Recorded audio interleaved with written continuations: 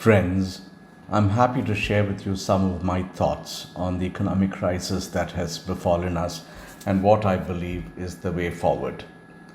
While the lockdown has been painful, the full effects of which are yet unknown, it may well be the least painful option in the circumstances. It is widely believed that the lockdown has helped in preventing the community spread of the virus, which, had it happened, would have had even more disastrous consequences for the economy. But as China's own experience tells us, we may never see the end of the virus, in which case there will have to be a gradual opening up of the economy once we are confident that the community spread has been averted.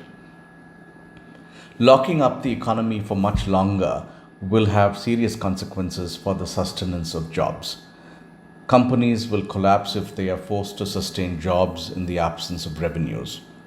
The larger and stronger companies in any sector could well sustain jobs through the downturn.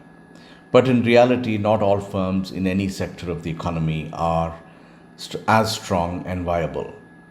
While it would be moral and ethical to keep employees on board in these difficult times, the vast majority of firms would just not find it viable to do so.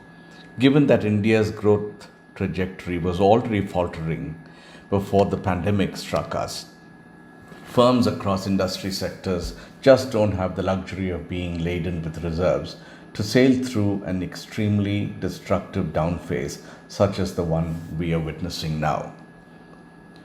The government's position in the midst of all this is unenviable. The government has done the right thing in ensuring that the financial markets don't freeze and that there is adequate supply of liquidity in the system to enable the flow of credit.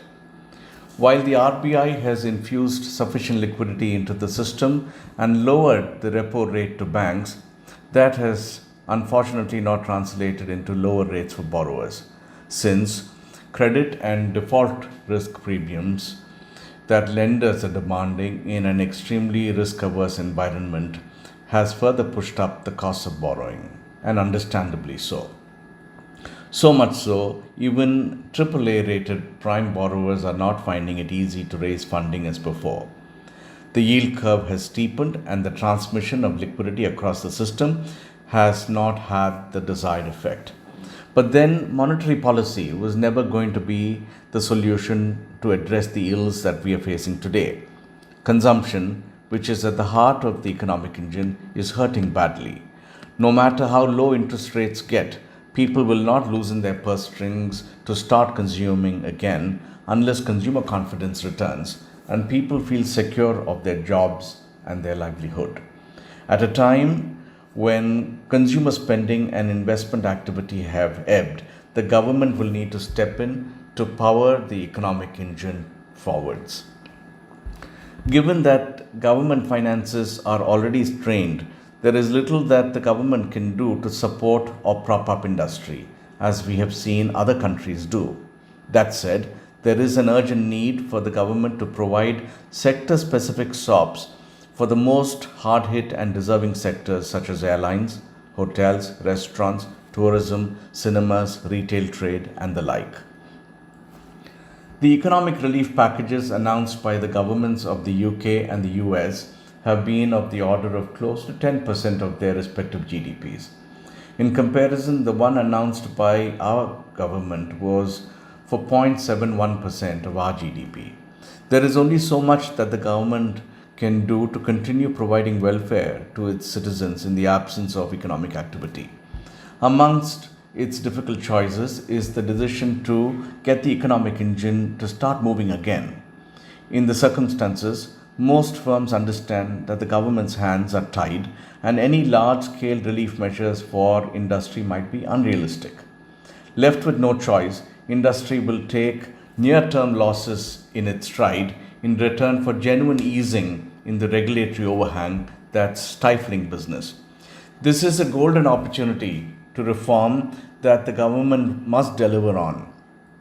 It is not regulatory forbearance that industry seeks. What is needed is an end to needless regulation for all and sundry matters that provide no regulatory benefit whatsoever. Regulation must be reserved only for matters of significance. Regulation must be viewed as a critical tool for market development and for the orderly conduct of business in a thriving competitive environment.